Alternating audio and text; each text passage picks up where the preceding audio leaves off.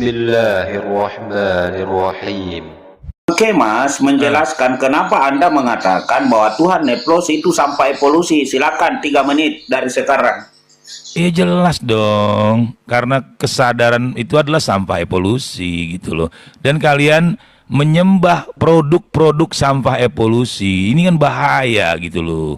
Ya, jadi bukan hanya itu, kalian hanya menyembah produk-produk sampah evolusi, itu masalahnya. Ya, padahal kalau kita mau melihat ya, baik dari berbagai perspektif teori, bahwa apa yang ada di kehidupan ini juga berasal dari alam semesta. Cuma kalian karena nggak paham ilmu pengetahuan, kalian bilang diciptakan. Itu kan cuma pilihan diksi aja yang salah gitu. Tetapi kami menghormati karena itu ranah iman, bukan ranah realitas. Cukup, saya kira nggak usah panjang-panjang. Secara ranah iman, bagaimana Tuhan Anda, Bang Kemas? Kenapa? Loh, kan sudah saya jelaskan. Kalau saya itu ya Tuhannya alam semesta, selesai gitu loh bos. Ya alam semesta itu ya, seperti kalimat ini. Apakah Tuhan Anda bukan juga sampah? Bukan dong. Apa alasannya? Bukan apa dong. Alasannya? Alam semesta lah yang menciptakan, yang membuat manusia atau kehidupan ini ada. Itu hanyalah bagian kecil daripada alam semesta. Kehidupan ini hanya bagian kecil, hanya butiran debu. Bahkan butiran debu itulah yang menghasilkan sampah evolusi yang disebut dengan kesadaran. Dari kesadaran itulah kalian mulai berhayal, dan hayalan itulah yang kalian sembah. Wow, so small you are. Berarti Tuhannya Neplos hasil dari sampahnya Tuhannya Kemas, begitu? Betul. Oke, lanjut. Oke. Silakan. Oke, ya udah selesai ya. Coba ditangkis dulu. Gimana Bang Neplos? Silakan Bang Neplos. Saya foto dong. Iya. Jadi pertama, Bang Kemas ini memang kita sama-sama tahu ya. Inilah penyebab orang yang belajar sains itu cuman baca buku itu di kulitnya aja. Jadi covernya doang dibaca, dibuang. Covernya dibaca, buang. Salah satu contoh. Orang ini pernah mengatakan bahwa alam semesta berikut dengan pada bagian-bagian yang sampai terkecil, dari makro sampai mikro, itu punya kesadaran, disebut dengan partikel kesadaran. Kocaknya, beliau tidak tahu gitu loh, bahwa tidak ada para konsensus dari arus ilmiah modern yang mengatakan, satupun yang mengatakan bahwa partikel punya kesadaran. Itu satu. Nah ini nih, pakar konspirasi ini orang-orang seperti ini, yang nggak pernah baca paper secara utuh. Yang kedua, yang beliau bilang kesadaran adalah sampah evolusi, itu hanya datang dari jurnal orang yang bernama Ryu yang bicara soal neuroscience, dan itu ditolak oleh arus pakar neuroscience internasional. Pernyataan-pernyataan itu nggak laku gitu. Jadi orang ini selalu jual barang yang nggak laku sebenarnya gitu loh. Kok bisa gitu masih pakai teori-teori yang konspiratif, masih pakai teori-teori yang kontroversial, yang nggak diakui secara universal gitu. Dia bilang tadi kesadaran adalah sampah evolusi. Siapa yang mengakui itu kecuali satu manusia yang bernama Ryu, yang pakai kacamata, rabunnya itu mata rabun kali. Kan gitu. Oh, begitu. Mulai ad hominem, mulai ad hominem. Panik, mulai ad hominem, mulai panik. pribadi. Oke. Mulai panik. Inilah Tuhan Saya sampai kasih waktu evolusi. 3 menit untuk tiktokan ya. 3 menit tiktokan, silakan. Bahkan saya Ya. Itulah Tuhan sampah evolusi ya begini. Silakan. Ya.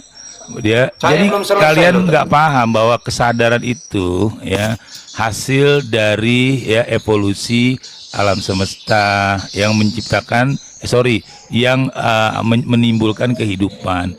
Bahwa kehidupan ini ya dari alam semesta, nggak bisa dibantah. Orang beriman apapun akan sama. Nggak ada karangan Rio. Aku nggak pernah kenal sama Rio itu. Ya, aku nggak pernah kenal. Yang ngomong kesadaran adalah itu sampai Anda bisa baca bukunya Dawkins. Anda bisa baca bukunya Waliullah Dawkins ya. Anda bisa baca bukunya Waliullah Dawkins ya, mengatakan bahwa kehidupan ini ya berasal dari saya tanya, kesadaran adalah dari alam semesta, nggak bisa. Itu Dari mana? fakta.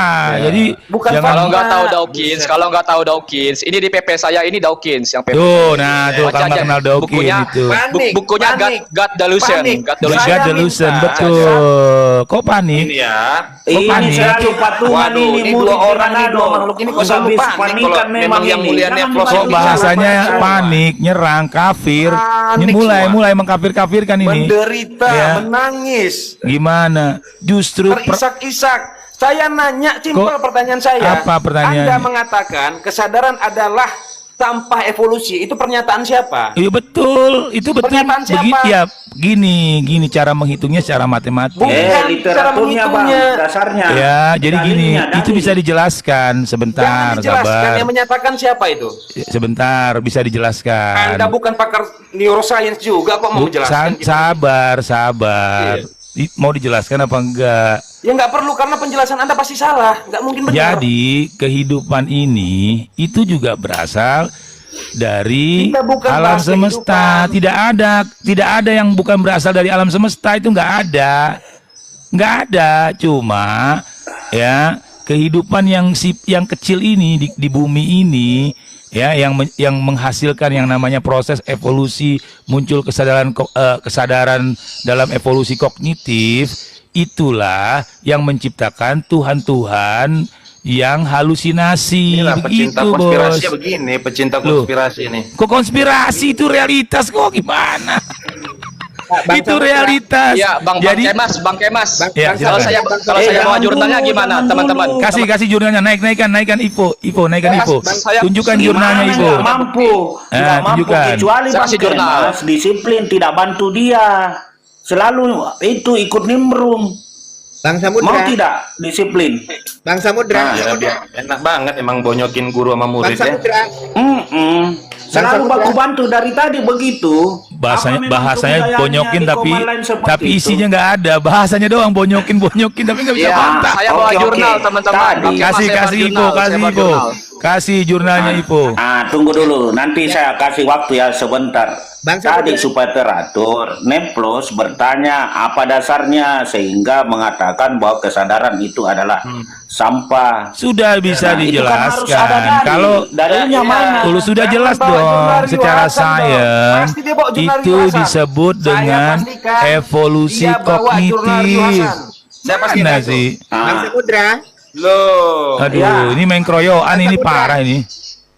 Oke, siapa yang mau bicara ini? Ya, saya bawa jurnal ini. Yang kalau- mana? Oke, saya naikkan bawa Ivo, jurnal. naikkan Saya bawa Ivo jurnal. biar ada ilmunya. Naikkan Ivo, Oke, biar tunggu ada dulu ilmunya. sebentar ya. Saya ada akan bukti. info, kemudian Iya. Daeng dulu, Daeng. Ya, Daeng, naikkan Ivo silakan. biar Mau ada ilmunya, mengarasi. biar diskusinya ada Iya, ilmu. entar. matikan mood dulu yang Ya. lain, Bang Samudra. Nih, Iya. biar nggak kacau ya. Ya betul, biar nggak kacau. Ya nih, kita pertajam dulu lah sebelum melebar gitu ya. Kita angkat dulu pertanyaan yang pertama gitu ya.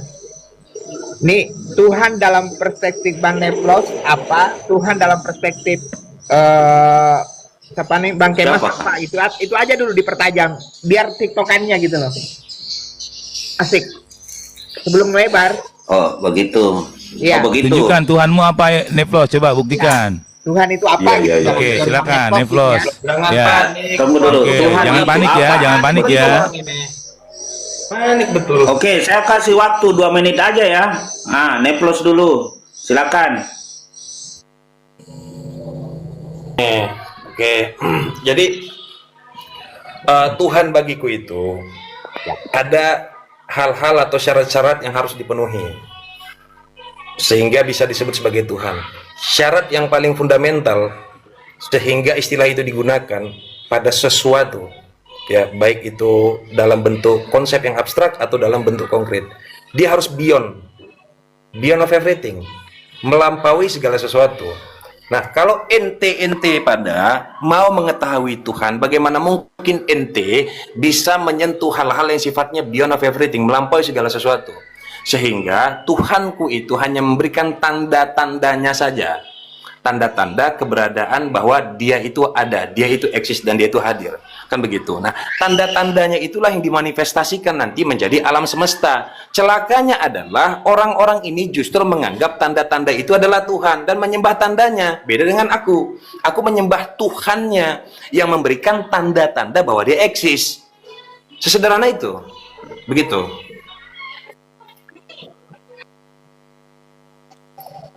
Oke, udah. Oke, jawab ya. Oke, 2 menit silakan ya. Bang Kemas. Oke. Ya, 2 menit. Ya, pada proses evolusi kognitif ya, ketika manusia tidak mampu memahami yang namanya badai, petir, itu beyond of everything di masa itu. Di masa itu adalah itu beyond of everything. Maka Tuhannya Neplos adalah petir, badai, disembahlah, diberikan sesaji sama dia karena itu dianggap sebagai beyond of everything. Itu yang disebut dengan evolusi kognitif ya. Itu yang disebut dengan sejarah Tuhan.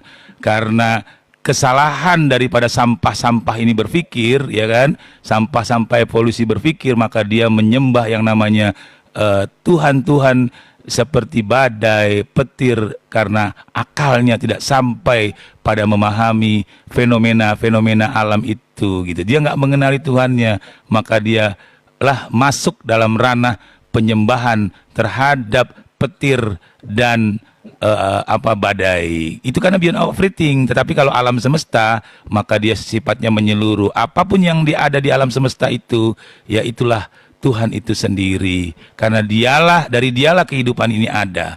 Dari alam semestalah adanya kehidupan. Ya, dari susunan molekul-molekul itulah kemudian terjadi sebuah proses mekanisme evolusi yang panjang, muncul yang namanya kehidupan. Bagi bahasa mereka, orang-orang yang beyond everything itu mengatakan bahwa itu diciptakan, padahal itu adalah proses daripada evolusi itu sendiri. Dan dari kehidupan itulah muncul evolusi kognitif. Evolusi kognitif itulah yang munculkan kesadaran. Maka dari kesadaran itulah muncullah hayalan-hayalan yang tidak masuk akal. Disitulah mereka mulai meraba-raba Tuhan yang beyond of everything. Billahi taufik wal hidayah. Wassalamualaikum warahmatullahi wabarakatuh. Alhamdulillah. Ya. Dan saya punya bukti, teman-teman. Saya punya bukti untuk boleh mendukung argumennya Bang Kemas. Saya punya jurnal. Aduh, ini murid Ya, saya punya bukti. Jadi Enggak. Ini ada jurnalnya ini, teman-teman, serius. Giliranku ya? Atau giliran siapa ini? Ini gimana sih? Ini nggak guru, nggak murid, emang nggak ada adabnya. Iya, bagikan penonton dong, gantian penonton. itu Bosan dia dengar narasi muter-muter di situ aja. Sudah gagal kau beyond of everything. Sabar. Aduh.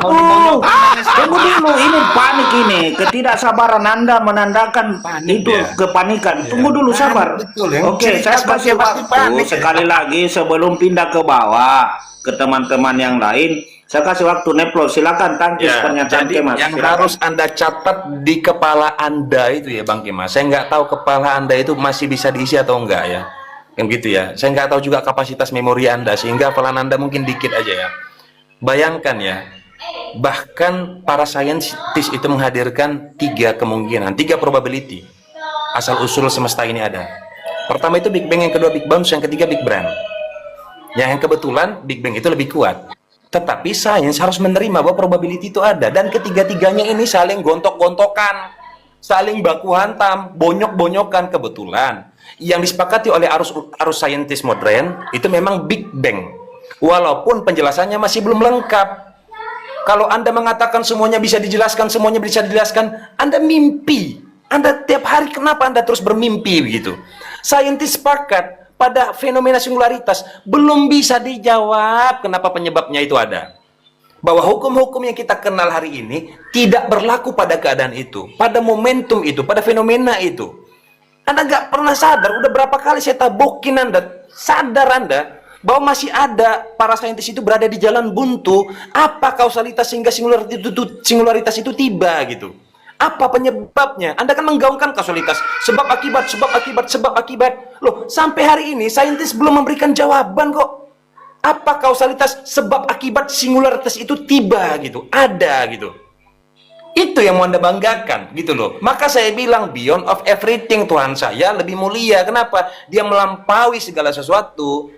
Gitu loh, jadi nggak terkena hukum bahwa Tuhannya kotoran seperti Tuhannya Ivo, Tuhannya berarti Tuhan Anda, Tuhan Neplos melampaui Tuhan Bang Kemas, begitu? Loh, nggak layak banget lah dibandingin, gimana Tuhannya? Oke, sekali lagi sebelum pindah ke bawah ya, Bang Kemas, silakan. Masa dibilangin Tuhannya dilampaui, gimana sih ini? Iya wajar. Coba, Bang Kemas. Karena Tuhannya Neplos itu suka marah-marah, mengutuk, memasukkan orang ke neraka, Kan nggak bisa menyiksa, jawab ya, kan? Nah, bahasa dibakar fisika di. nolak ya? Ini Kabur memang dong kalau bahasa wajar. fisika Jadi mampu. nggak masalah mereka dia suka ngomong menuduh begitu. Jadi wajar-wajar saja karena Tuhannya suka membakar di api neraka, menyiksa orang, itu wajar. Hal yang lumrah. Tuhan-tuhan hayalan seperti itu gitu loh. Jadi begitu teman-teman. Jadi kita nggak usah ini santai-santai saja. Sementara dia sendiri mengakui ya bahwa dia mengatakan beyond, tetapi ketika dia memahami beyond, bahkan dia menyembah petir, bahkan dia menyembah menyembah badai, bahkan kemudian dibilang banyak Tuhannya, kemudian dibilang satu Tuhannya. Itulah akal-akalan orang-orang yang bertuhan beyond tadi. Masih mending dengan orang yang mengatakan ketidaktahuan karena memang belum dipahami, maka dimunculkanlah teori-teori untuk memahami fenomena-fenomena itu, maka disebut singularity karena memang fenomenanya belum bisa dijelaskan, karena hukum-hukum fisika pun belum bisa menjelaskan, maka disebut dengan singularity. Artinya Tuhan-Tuhannya kita tidak pernah kita spekulasikan dengan hal-hal yang berhayal bagi kaum penghayal Tuhan, bagi penyembah sampah evolusi. Begitu teman-teman. Terima kasih. Oke, kita pindah dulu ke yang di bawah. Bang Daeng, silahkan berkomentar. Bang Daeng, monitor. Ya, Daeng. monitor. Bagaimana Anda menanggapi narasumber di atas ini? Silakan, 2 menit dari sekarang. Ya, kalau saya sih sanggahan dari Bung Kemas itu tidak akademik ya, lebih kepada menyudutkan Bang Neplos ya. Maksud saya begini, bantahlah gagasannya Bang Neplos bahwa alam semesta itu apa tadi ada prosesnya ya. Saya tidak terlalu hafal tadi, tapi Bang Neplos menggambarkan bahwa alam semesta itu ada kan ada proses gitu ya. Ada tadi itu sebutnya, mungkin dipertajam nanti. Maksud saya, jangan bantah, jangan sudutkan Bang Neplos secara pribadi gitu ya. Tapi bantah gagasan itu bahwa itu ndak ada gitu. Penyembah Neplos ini, aduh. Ya. Penyembah. Enggak, saya sayang sama keduanya gitu ya. Cuma saya ingin belajar. Lanjut. Bantah dong gagasan itu gitu, secara akademik. Udah selesai? Udah itu aja, dibantai. Oke, silakan Bang Info. Dari tadi mau bicara 2 menit dari sekarang. Ya, jadi gini, Bang Devlos ini dia ini saintis yang logika mistika gitu. Kenapa saya katakan seperti itu? Pertama, dia bilang ya singularity itu teman-teman, singularity deh yang tidak diketahui ilmuwan, yang hukum fisika klasik tidak berlaku di dalam singularity itu bukti keberadaan Tuhan gitu. Wah, hebat banget logikanya. Keren. Karena kita tidak tahu bagaimana fenomena X terjadi, dan itu gitu adalah salah satu bukti dari Tuhan. Hanya karena kita tidak mampu menjelaskannya, itu bukti dari Tuhan. Ini suatu yang saya kira logika mistika dibungkus saintifik gitu. Ini mirip seperti ini teman-teman. Orang yang juga mengatakan bahwa sebelum Big Bang gitu, yang menciptakan Big Bang itu adalah Tuhan. Kata sebelum Big Bang itu tidak valid karena ruang dan waktu itu tercipta setelah Big Bang. Dan kata sebelum itu tidak valid karena ruang dan waktu belum tercipta pada saat itu. Itu loh Bang Nevlos, bagaimana Tuhan yang dari tidak mencipta menjadi mencipta, itu kan membutuhkan namanya waktu kan. Sedangkan waktu belum ada pada saat itu kontradiksi logis, inherent kontradiksi itu. Makanya saya katakan jangan kita menganggap ketidaktahuan itu sebagai Tuhan, tapi kita mencari tahu, kumpulkan bukti-bukti. Ini kan sikap kita dalam berpengetahuan kan. Saya kira orang di sini pintar-pintar gitu untuk memahami hal ini. Itu aja sih dari saya. Makasih Oke, teman-teman. berarti kesimpulannya bahwa Tuhan Neplos adalah ketidaktahuan, begitu. Iya, dia menganggap ketidaktahuan itu pasti hasil dari Tuhan. Oke, Gitu. nanti ditanggapi. Oke. Bang Fail mau komentar? Tidak dulu Bang. Asik dengerin nih. Oh, oke, memang asik ini. Bang Ros, mau komentar? Bang Ros. Oke, Bang Putra, mau komentar? Bang Ros, monitor. Lanjut, Oke, lanjut, Bang Ros. lanjut. Oke, Bang Putra. Ya. Oke, siap. Mau bernarasi sih. Silakan tanggapi. Ya. Yang pasti semuanya itu sangat baik jawabannya. Dan yang disampaikan Aaneplos itu yang memang seharusnya yang bersifat universal. Jadi mohon maaf, bukan saya berpihak pada Aaneplos, tapi memang yang Aaneplos sampaikan universal. Dari tadi saya diem perhatikan kata demi kata dari kedua belah pihak, tetapi memang tidak saya pungkiri, yang Aaneplos itulah yang saya pegang sampai sekarang saya jalankan. Terima kasih. Posisi sekarang 3-1. 3-1 karena Bang Daeng mendukung dengan Bang Putra mendukung Neplos. Sementara Bang Ilo, Bang Ivo mendukung Bang Kemas. Kayaknya juga fail ini. Gimana Bang fail? Supaya dua-dua ini. Ya, saya mendukung Bang Kemas itu. Cerdas ya. Salam akal sehat, salam akal sehat. Ya, Oke. suruh bantah teori tadi. Jangan main cerdas. Nah, oke, sebentar. Oke. Pertama, Bang Neplos tanggapi dulu pernyataan Bang Ivo bahwa Tuhan Anda hanya ketidaktahuan. Silakan. Ya. 2 menit aja. Jadi satu hal yang saya ingat dari film Nemo, bahwa ada satu jenis ikan yang ingatannya itu 3 detik. Mungkin si Ipo ini. Kenapa? Karena tadi saya mengejar guru Anda yang seharusnya Anda bersimpuh di depan lututnya.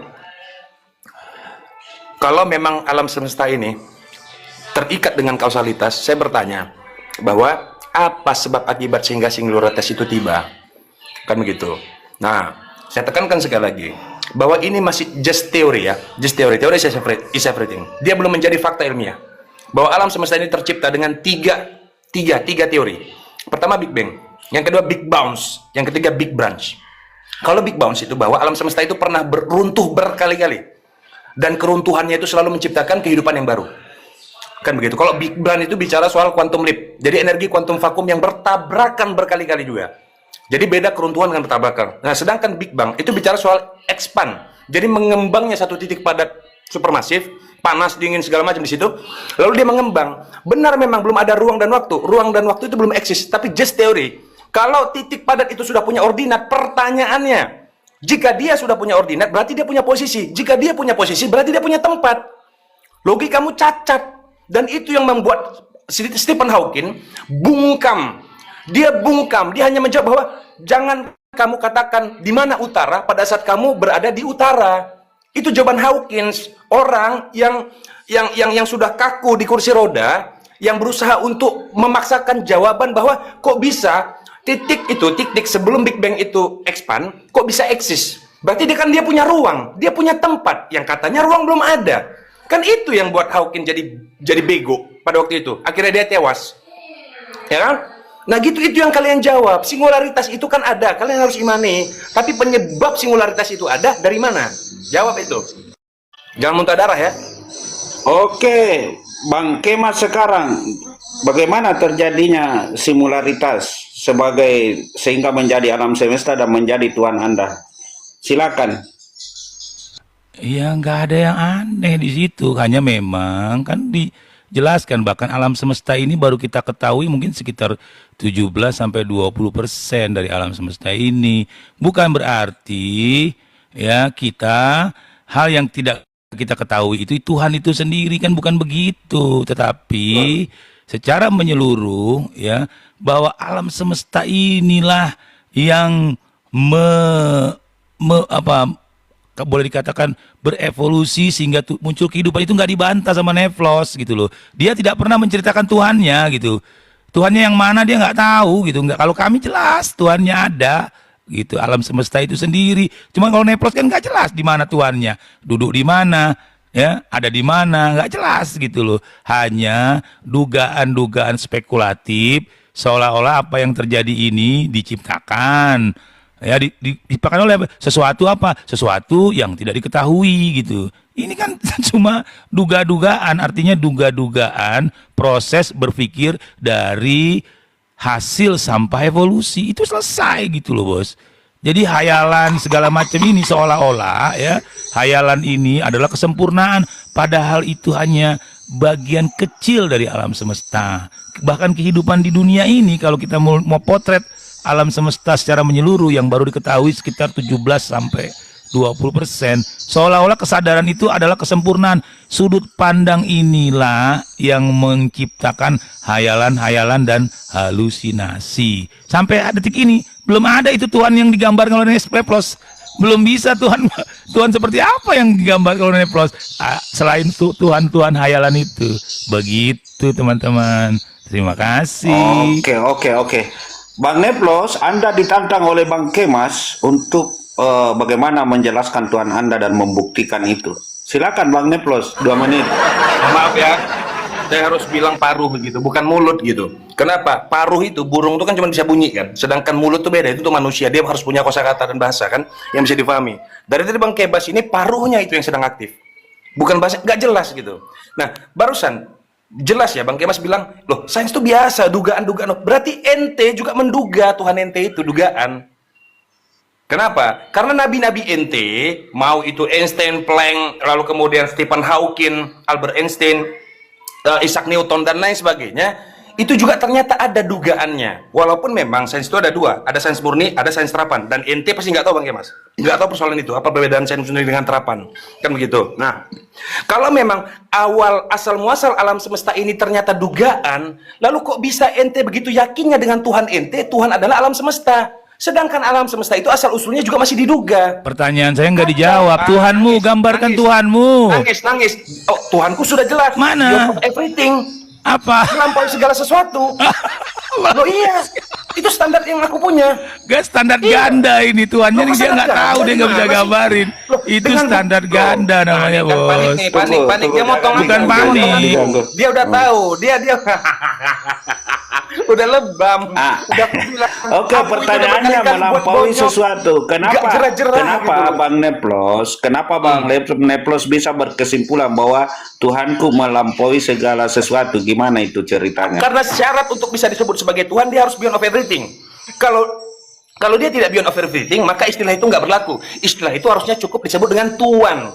Kenapa harus ada hanya? Itu kan sejarah mulai dari bahasa Sanskrit, dari bahasa Melayu, berubah, ditambah huruf hanya menjadi Tuhan. Jadi ada beda dalam bahasa Yunani, kurios dengan theos gitu loh. Apa itu kurios? Kurios itu dia tetap terbatas, tapi apa itu theos? Kekuatan yang tidak terbatas. Berarti apa? Melampaui segala sesuatu. Bang Kemas nggak paham persoalan kayak begini. Bonyok. Jadi yang mana yang melampaui segala sesuatu? Theos, Bang theos. Kemas tanya itu. Kok Nggak menunjukkan akan yang mampu melampaui? dijawab, nggak akan mampu. Ini Pertanyaan konyol ya. dari- ini adalah permintaan. Melintir-melintir gitu Iya, ini loh. permintaan yang 1 betul-betul menit lagi. konyol. Ini permintaan Nah. yang memang betul-betul nggak pakai apa? Percaya dengan bahwa manusia punya fungsi kognitif, tapi cara 3 bertanya menit. menggambarkan bahwa tidak punya otak sama sekali.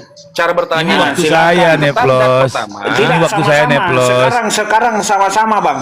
Oh sama-sama, Sekarang oke. sama-sama. Oke, Coba, jadi silakan saling membuktikan dan pertanyaannya saling apa? Nepos merendahkan. melintir-melintir, dia menghindar dari jawaban. Jadi tadi ditanya sama moderator, dia Pertanyaan nggak, saja dia nggak cuma dijawab pokoknya kok. beyond of everything. Nah, jadi ya yang dimaksud beyond of everything Berapa kali itu ngomong, berapa kali bergantung ngomong? pada zamannya gitu loh.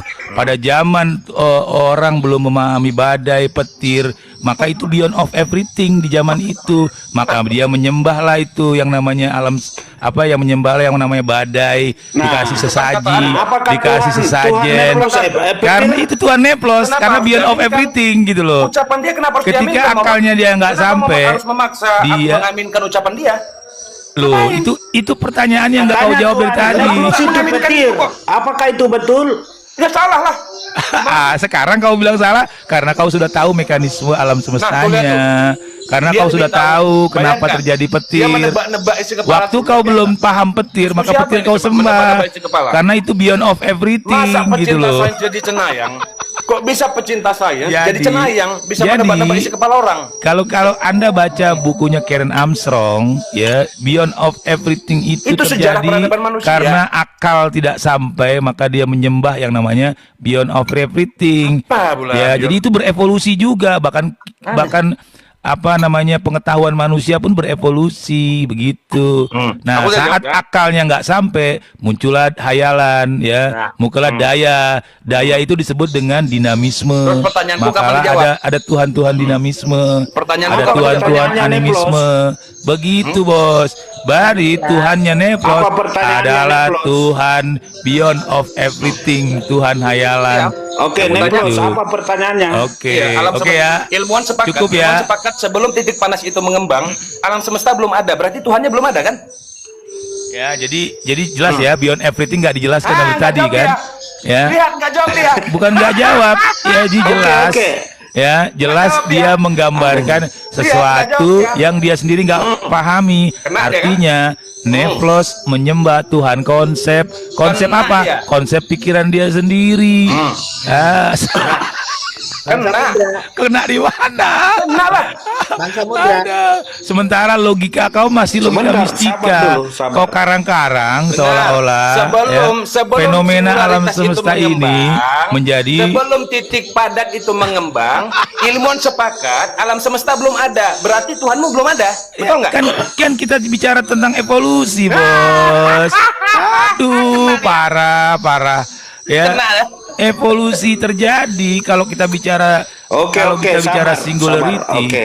itu juga bagian Oke, daripada cukup proses waktu, Bang. evolusi. Saya yang mengulang pertanyaan Oke. supaya jelas. Nah, jelas. Ulang lagi, Bung Samudra. Tolong buat dia dulu, Jadi, dia belum pertanyaan jawab sampai sekarang. apa Tuhan Tuhannya belum Bangke, dijawab Mas? sampai sekarang. Itu nggak adil, Iya, Bung Bos. Ya kan? sama-sama belum jawab. Oke. Berarti saya tanya duluan lah, Neplos. Neplos, seperti apa Tuhan Anda yang beyond of Tuhanku everything? bebas Seperti dari apa itu? standar Tolong apapun. dibuktikan. Itu pertanyaannya, Bang Kemas. Silakan. Syarat-syarat pembuktian itu masih standar ya, standar yang umum. Ya, standar-standar yang masih terikat dengan kausalitas sebab akibat. Kan Tapi gitu, yang sahabat mana ya. itu? Nah, sabar. Aku punya cara Tuhan gitu loh. Ini kan Tuhan yang aku yakini, bukan yang kalian yakini. Tuhan yang aku yakini, beyond of everything. Berarti syarat-syarat yang harus dilibatkan bukan syarat-syarat yang kita pahami, tapi syarat-syarat yang ada pada dirinya aja. Dan itu nggak bisa dipakai. Gitu loh. Bisa dipakai. Ya iyalah. Oke, good. Gitu. Nah, sekarang pertanyaanku jawab. Kalau Tuhan itu alam semesta, Nah. semua ilmuwan sepakat. Oke. Bahwa Itu jawabannya, Bang Kemas. Oke, Sekarang, berarti udah jelas ya Bang Kemas, jawabannya. Tuhannya Sejak Neplos adalah kapan? Iya. Memang belum dijangkau oleh pikiran karena melampaui segala sesuatu. betul. Nah, kalau Bang Kemas katanya tadi itu pernah di awal dimulai alam semesta ini, singularitas itu, berarti Tuhan Anda katanya Bang Kemas itu punya awalan pernah tidak ada, gimana itu? bukan pernah tidak Silakan. ada, bukan pernah tidak ada. Semua apa yang terjadi itu ada mekanismenya. Mekanismenya salah satunya itu evolusi. Evolusi itu adalah bagian dari mekanisme alam semesta. Hukum Berubah sebab lagi akibat. Tuhannya. Katanya Sebentar, semesta, jangan sekarang jangan mekanisme. jangan kepanasan ya, Plos. Kau udah nggak bisa jawab, kau kepanasan. Kau nggak bisa jelaskan, kau kepanasan, kau kesetrum gitu loh. Jadi yang disebut dengan mekanismenya salah satunya adalah evolusi. Ya, itu tidak bisa dihindari. Kalau kita mengatakan, oh iya alam semesta itu pernah dulu memadat dan segala macam terjadi singularity, ya nggak ada persoalan dengan kita. Karena itu juga ya dari alam semesta, hanya dia mungkin memadat dan segala macam.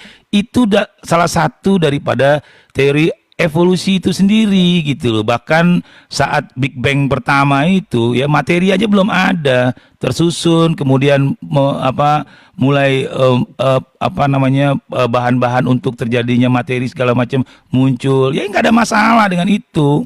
Nggak ada persoalan karena itu adalah realitas yang bisa dipahami, berbeda dengan konsep Tuhanmu yang tidak bisa dipahami. Begitu, Bos. Jawabnya. Sederhana itu. Ya kan? Oke. Jadi yang satu menganggap bahwa Tuhan Bang Kemas itu pernah tidak ada, kalau Neplos belum bisa menggambarkan secara terperinci karena cuma melampaui segala sesuatu.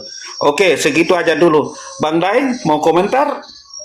Oke, izin pamit ya dulu ya. Ada urusan sebentar. Halo Bang Daeng. Nanti dilanjut lagi. Udah, itu aja Bang Ivo naikkan tuh. Aku ada urusan bentar. Iya. Enggak ada urusan, ada kerjaan bentar. Itu muridnya, kasihan itu muridnya nanti. Lawan muridku aja nggak mampu Neplos. Udah jelas. Di sini. Tuhan haya Tersiksa bukan di sini. takut, udah selesai apa lagi gitu loh. Udah jelas gitu loh, muter-muter di situ aja. Ini masih error, belum kabur koin sudah mau kabur. Aduh. Nggak adil di sini, males aku. Di sana 400, di sini cuma 100. Nggak mau, aku turun aja. Kalau sama bukan lanjut gitu. Kalau sama baru lanjut. Tadi pagi mungkin ya. Oke. Kalau sama baru lanjut Bisa ini. memang itu beda. Nggak adil ini, nggak adil ini. Itu Kalau hostnya berpihak, hostnya berpihak ini, berpihak. Koin bung. Ini hostnya berpihak ini. Nggak berpihak Itu kenapa bisa beda? Nggak adil ini, nggak adil ini, nggak adil ini. Tadi. Aduh. Paham nanti dia Bung Daeng. Apa sama-sama nol atau memang dibeda-bedakan? Bang Iya, Kemas?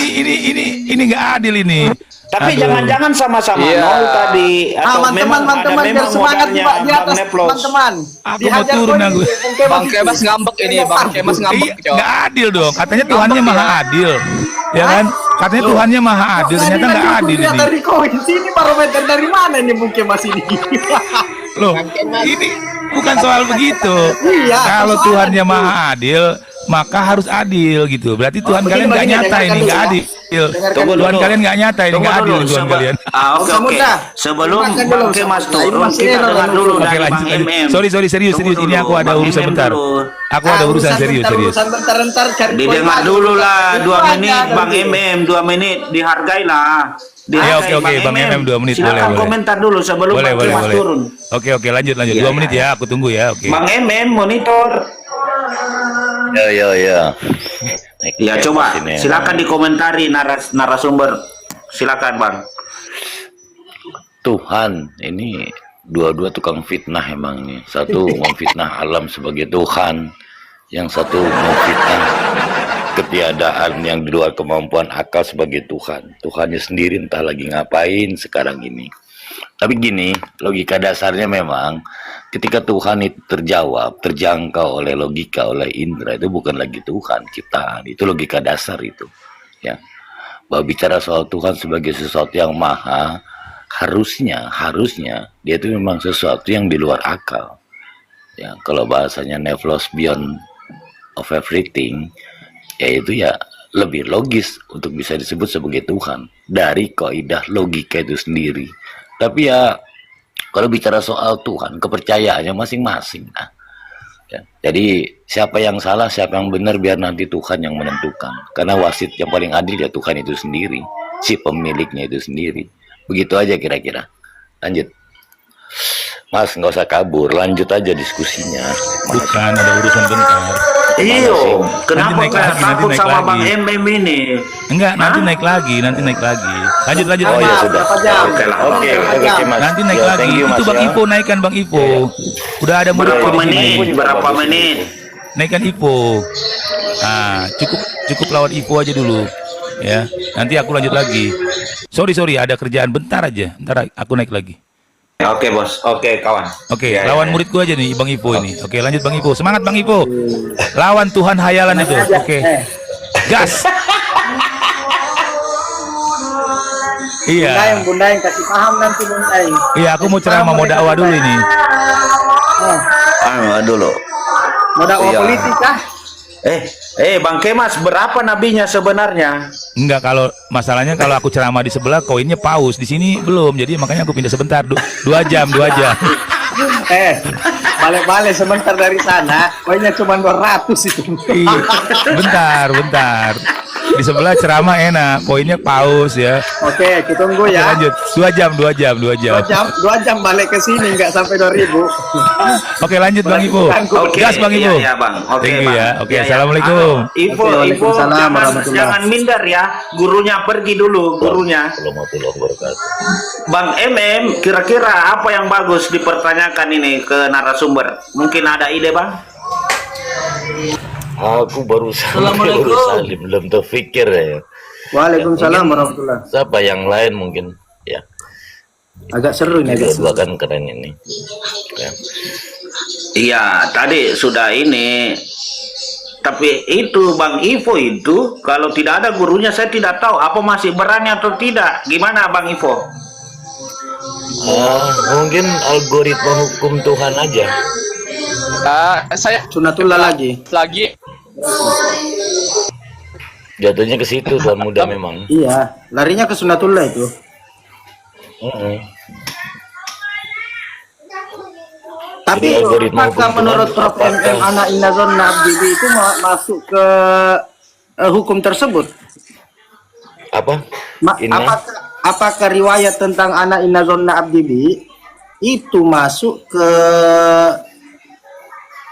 algoritma hukum tersebut?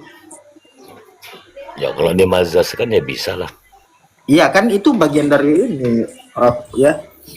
Aku tergantung Ya, dari prasangkaan situ hambaku juga. itu sangat menjadi dentuman penentu loh untuk algoritma sunatullah itu. Iya itu mazas, metafora. Tapi bagus tuh Tuhan muda tuh, keren juga tuh. Oh, ya dari dulu dong. Karena akan banyak metafora nanti. Kalau begitu semua Tuhan Tuhannya Bang Ivo dan sama Tuhannya Neplos itu betul. Karena Tuhan menuruti persangkaan hambanya. Hah? Enggak, jadi Mana? gini, panteisme ala Kemas itu kan hukum filsafat, bukan agama, itu filsafat panteisme. Tapi dia kan banyak mengkhianati pemikirannya sendiri. Ya, ketika memasukkan konsep Tuhan sebagai sesuatu yang exact dan masuk di akal. Ya, justru ketika Tuhan itu masuk di akal, ya berarti Tuhan itu ciptaan akal dia. Oke. Nah, naik lagi Kemas. Oke, nggak jadi. Nggak jadi. Ditunda jadwal dakwah, digosipin jadwal tadi, dakwah di room digosipin. sebelah ditunda. Bang Jam 4, Kemas, jam 4. digosipin tadi. Jadwal Bang dakwah Jadwal Kemas, dakwah digosipin ditunda. Ayo sama lanjut, Bang gas Bang MM. Ipo. Lawan Bang Ipo aja. Digosipin sama Bang MM tadi. Iya, biasa Bang Tidak, MM aku ngomong tahu di Kemas belakang di dia. bawah. Mana dah dari dulu Oke, aku lanjut. bilang, panteisme. Gas, Ipo, gas, Ipo. Ya, lanjut. Tuhannya enggak konsisten emang ini. Enggak, diundur jadwal dakwah diundur, sabar. Lagi diundur. Lanjut. Jam 4 aman. yang- Jadwal dakwah jam ini- 4. Aman, lanjut. Iya, Kemas sama narsum di atas ini yang di bawah tolong dong, itu gasep itu otak. Penonton. Apresiasi sih.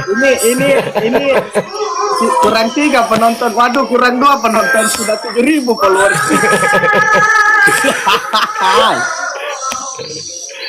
Tapi loh, kok lompat lagi? Nah, kenapa mental lagi nih pas ini? Hah? Apa ini ini sudah lah. dikirimi koin, lompat lagi dia. Tidak sound Si system panteisme juga satu itu. ini. Kurang koinnya Om Bang. Nanti ku hantam kamu samudra supaya dilempar ke situ. Nanti Bung Daeng kasih paham. Sabar Kasih Neplos. paham Bung Daeng. Oke. Jadi Bang Ipo percaya diri tidak? Karena tadi kan ada gurunya tadi. Sekarang gimana? Tenang. Kalau saya netral. Tenang. Ya, Oke, saya juga punya percaya pendirian diri. Bang Samudra. Aman. Itu. Oke, aman. Ternyata aman. Nah, sekarang yang jelas, tapi tadi itu Bang Ivo itu tidak sependapat dengan gurunya. Mungkin lain mazhabnya ini. Karena tadi itu kan apa? Bagian dari Tuhan, bagian Gini apa, God, gini part Bang of Samudra. God. Nah, Ya, silakan. Bang Kemas itu ya salahnya. Dia menganggap panteisme itu ada ranah moralnya, sedangkan panteisme itu tidak ada ranah moral, Bang Samudra. Yang ada itu adalah mekanisme. Apakah tai itu hasil dari mekanisme alam? Ya tai itu bagian dari alam, hasil mekanisme alam. Di alam nggak ada namanya baik buruk. Yang ada adalah benar salah. Itu yang ada. Di alam itu memang nggak ada. Di alam kita nggak mungkin menyalahkan singa yang memakan kancil gitu. Ya kan? Nggak mungkin. Karena memang nggak ada baik buruk, yang ada benar salah dan segala mekanismenya. Itu yang kesalahan Bang Kemas. Dia melihat alam dari perspektif moral. Padahal alam itu netral, tidak punya moral. Moral itu aja Bang Samudra. Makasih. Nah, ini berarti Ivo beda. Kenapa? Kenapa? Berarti Tuhannya Bang Ivo tidak punya moral, kan setuju Ya kan tadi bahwa memang saya Tuhannya Bang katakan di Ivo adalah awal. alam semesta. Di awal saya katakan, ya, Tuhan alam itu tidak punya kehendak, tidak punya moral, dan tidak punya sifat. Dia adalah ground of being. Dia yang memungkinkan alam itu ada, dan alam itu adalah manifestasi dari Tuhan alam itu. Gak ada baik buruk, dia nggak menilai moral gitu. Paham nggak Bang Samudra? Berarti Itu maksud beda saya. dong, beda sama Bang Kemas. Kalau Bang Kemas kan Tuhannya alam semesta. Kalau Bang Ivo Tuhannya adalah terbukti dari adanya alam semesta gitu kan? Atau gimana? Iya, yang menjadi landasan alam semesta. Berarti ini ya, Sang. Berarti kamu itu menganggap Tuhan itu imanen ya, bukan transenden ya. Imanen sekaligus transenden. Imanen apa yang kita lihat, transenden sesuatu hukum alam yang belum kita temui, Bang MM. Contohnya ada apa di balik mekanika kuantum gitu. Luas pengertian saya, nggak sempit. Imanen merangkap Bahasa. transenden berarti. Bahasa sederhana dulu Bang MM. Ya. Putar-putar otakku ini. Bahasa sederhananya dulu Bang MM. Gimana itu Tuhannya Bang Ivo? Coba yang sederhana. Nah, aku gini, aku berusaha memahami konsep Tuhan Allah Sang dulu. Jadi ini kan mirip-mirip Lao Tzu ini. Kira-kira gitu ya Sang ya.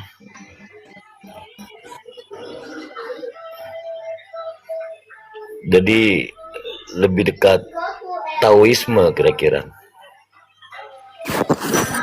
Iya. Taoisme. Tauhisme. Taoisme. Atau Taoisme. Taoisme. Tauhid. Tauhidisme. Bukan Taoisme. tauhid. Taoisme. Jadi ada Taoisme. ajaran. Yang namanya Tao. Ajaran Tao. Tuh. Tahu atau Taoisme? Taoisme. Kalau Taoisme itu seperti apa Bang MM? Seperti apa konsepnya itu? Taoisme. Ya Taoisme itu sebenarnya filsafat lebih dulu ya, filsafat Tao ya. Tao itu ya apa ya, ajaran Cina sebenarnya. Tapi kalau Filsuf lari ke Cina, ya. situ, kalau Prof, itu masih sama juga dengan Sunnatullah sebenarnya. Anak Inna Zonna Bibi, dia akan cenderung ke situ. Tahu itu filsafat timur, Bang MM ya. Iya, Dari dia timur akan itu. lari ke Timur. prasangka juga itu. Filsafat inilah. Itu Tiongkok gitu asalnya Sang. Iya, Tiongkok.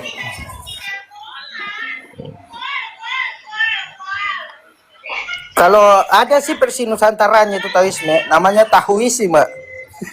Tahu isi. Itu Tapi saya gorengan. segini Bang Tuan Muda, saya suka sama Bang Nevlos tentang argumen Iya. kausalitasnya. Nggak ada yang nggak suka Bahasa kalau Inggrisnya beliau ada. berargumen terhadap Betul, tapi kausalitas. ada satu catatan Bang Tuan Muda. Bang Nevlos kan menganggap bahwa kausa prima itu atau penggerak pertama itu dia itu berkehendak, punya pengatur moral, dia punya otoritas moral dan dia punya sifat-sifat. Sedangkan menurut saya kausa prima itu tidak mempunyai kehendak ataupun otoritas moral, konsisten dengan yang dikatakan oleh Aristoteles, pencetusnya gitu. Kan pencetus kausa prima itu kan Aristoteles. Tetapi di dalam perkenalan itu kan selain daripada Aristoteles sebagai pencetus, orang-orang setelahnya bisa menelusuri dalam Bang Epo sebagai pengembangan pengetahuannya. Betul. Ya kan? Dan itu tidak dibantahkan jika makanya- alasannya akurat. Ya, betul. Makanya Al-Ghazali, Ibnu Sina kan mengambil konsep-konsep sebenarnya dari Yunani, teman-teman sebenarnya. Makanya muncul itu sufisme dan segala Bisa macam. mengatakan sebenarnya dia ambil dari situ karena pada zaman itu belum ada perkenalan dari buku-buku karya-karya seperti Aristoteles sampai ke mereka. Udah ada manuskrip. Manuskrip itu diterjemahkan dalam bahasa Latin itu atau Oke, bahasa Arab. manuskrip Jadi itu manuskrip Yunani apakah itu. ada sejarah bahwasanya sampai ke tangan mereka para sufisme ini atau murni melalui kesadaran? Ada. Karena Ada, dalam sejarah misalnya ada seperti perbalan Imam budaya di Al-Ghazali situ. Bang Iko, seperti Imam Al-Ghazali. Al-Ghazali ya, gini Bang Tuan Muda Al-Ghazali ya. misalnya contoh sebagai Hujjatul Islam, mereka malah menemukan konsep ini di tengah hutan. Itu ceritanya gimana itu Bang Iko? Enggak gini. Jadi Al-Ghazali itu dalam bukunya Tahafut Al-Falasifah, Ya. itu dia ngebantah logika para filsuf sebelumnya. Siapa yang dia bantah? Aristoteles, Plato, dan para filsuf Yunani sebelumnya. Jadi memang ada percampuran budaya dan ilmu pengetahuan di situ. Enggak ujuk-ujuk turun dari langit gitu. Enggak gitu. Jadi begini Bang Eko, kita bahkan kadangkala kerap kali mengalami kejadian yang hampir serupa. Ketika kesadaran itu terbangkitkan tanpa melalui buku pun sekalipun, tanpa melalui informasi pengetahuan tersebut, kita akan dengan sendirinya secara otomatis terbangkitkan kesadaran itu untuk apa ya? Seolah diperkenalkan, nah begitu. Iya, ini kan masalah epistemologi, Bang Tuan Muda kan.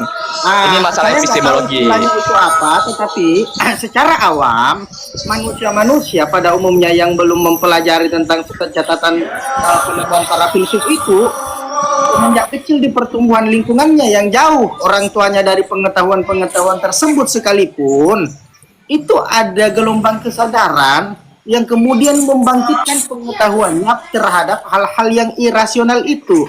Seiring dengan itu, dia malah menemukan kecocokan-kecocokan dengan teori-teori tersebut, barulah kemudian dia sandingkan dan mengkolerasikan keduanya.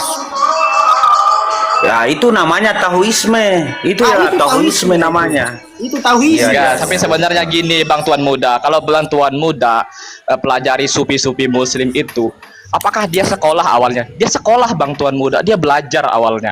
Nah, Tapi ketika seiring kita berkembangnya menarik waktu, ya benang merahnya pada tokoh-tokoh sufi yang sekolah itu, tidakkah kita menyaksikan di lingkungan kita begitu banyak orang-orang yang tidak menempuh jalan pendidikan, ahli baca buku dan sebagainya, tetapi dengan keheningan yang membersamai dirinya justru mendatangkan pengetahuan-pengetahuan melalui hal-hal yang tidak dapat dirasionalkan. ya gini, kalau saya ya Bang Tuan Muda, saya ini penganut empirisme, jadi saya nggak percaya namanya intuisi, pengetahuan yang dari luar atau Nah, sekarang supranatural. Saya begini, percaya Bang pengetahuan Ivo. itu berasal dari Kalau pengalaman. memang Bang Ivo penganut empirisme, bisakah Anda menunjukkan ke saya bahwa saya tanya dulu, Bang Ivo, apakah betul sedang berpikir atau tidak? Saya sedang berpikir. Tunjukkan kepada saya secara empiris dan rasionalitas bahwasanya pikiran itu ada. Oke, kita bahas ontologi sekarang ya. Oke, kita bahas ontologi. Nah, di dalam ontologi, apa sih ada itu? Gitu. Kalau saya membaginya dalam 3, teman-teman. Realitas atau ontologi objektif, ontologi intersubjektif, dan ontologi subjektif. Apa itu ontologi objektif? Ontologi objektif adalah keberadaan yang dapat semua orang lihat, Bang Tuan Muda. Batu misalnya. Batu, saya kira orang yang diri Komal ini ketika mempunyai mata, dia dapat melihat batu. Nah, itu realitas objektif. Nah, kalau intersubjektif, itu realitas yang disepakati, contohnya negara. Kalau orang banyak, misalnya kita satu Komal ini ingin membuat negara dan kita menyepakati negara itu ada, maka negara itu ada. Kalau realitas subjektif, dia ada hanya dalam individu, pribadi. Sifatnya kualia, Bang Tuan Muda, hanya ada pada individu. Itu aja sih dari saya. Kalau masalah perasaan dan pikiran, itu ranahnya subjektif. Sekarang balik ke pertanyaan, tunjukkan kepada saya secara objektif dan empiris bahwa Anda memiliki pikiran dan pikiran itu ada. Nggak bisa, kan saya udah katakan kalau Berarti pikiran itu realitas saya subjektif. bisa menyimpulkan bahwa Anda tidak punya pikiran dong ketika saya mau menilai bahwa saya tidak percaya kecuali hal yang empiris. Enggak seperti Karena itu cara itu, pikirnya. karena Anda menunjukkan bahwa pikiran Anda tidak bisa dibuktikan, artinya itu tidak Betul. bisa dikatakan secara empiris dan rasionalitas. Tidak ada secara realitas objektif, bukan berarti tidak ada secara realitas subjektif. Siapa yang bisa merasakan pikiran saya? Ya saya sendiri. Nah, sekarang begini, Anda tadi mengatakan bahwasanya tidak percaya dengan intuisi. Bukankah pikiran bagian dari intuisi? Betul. Oke, nah pertanyaan Makanya kalau intuisi saya membagi dua. Anda mengatakan bahwa Anda Ya, tidak silakan. percaya kecuali hal-hal yang empiris. Saya mengatakan pengetahuan itu hanya berasal dari hal-hal empiris untuk saya pribadi. Kalau dari Tuhan Berarti Tuhan Muda punya subjektif dong. pikiran, Itu saya nggak tidak tahu. objektif, Bang Ivo. Itu subjektif kalau begitu. bukan pikiran saya yang subjektif, tapi pikiran saya subjektif, tapi objeknya itu loh, batu itu loh yang objektif Bang Tuan Muda, karena bisa dilihat semua orang. Silakan yang lain dikembangkan Iya. kalau mau. Menurut Aristoteles, Saya pikir sudah ada bahan itu. Bahan itu sudah terang. Itu satu. Yang kedua, ketika Bang Ivo makan cabe atau lombok, tahu nggak cabe? Tahu. Nah, itu rasanya gimana? Cabenya, objek cabenya itu objektif, rasanya Cabenya itu subjektif. Oke. Apakah ketika Ya, dimakan itu memiliki rasa? Memiliki rasa. Ah, rasanya gimana? Rasanya pedas. Rasanya pedas. Tunjukkan kepada saya secara empiris dan rasionalitas serta secara objektif, pedas itu yang mana? Nggak bisa, karena itu dirasakan secara itu. subjektif. Bang Tuan Muda salah Nah, kategori. sekarang begini, ketika Anda menjawab bahwa cabai itu rasanya pedas, dari mana Anda tahu kalau cabai itu rasanya pedas, sementara Anda tidak percaya bahwasanya hal yang tidak empiris itu tidak ada? Saya tidak mengatakan hal empiris itu tidak ada. Saya mengatakan cabenya objektif. Cabainya Rasa pedas objektif. itu, Tetapi rasa pedas itu, apakah ya. pedasnya itu objektif? Pedasnya itu tidak objektif dalam skala Tidak frekuensi. objektif. Tapi, Apakah Anda tapi kalau percaya? konsep pedas sebentar Bang Tuan Muda. Tapi Oke. kalau konsep pedas itu objektif, karena ada konsepnya gitu. Nah, apakah Anda percaya bahwasanya pedas itu ada?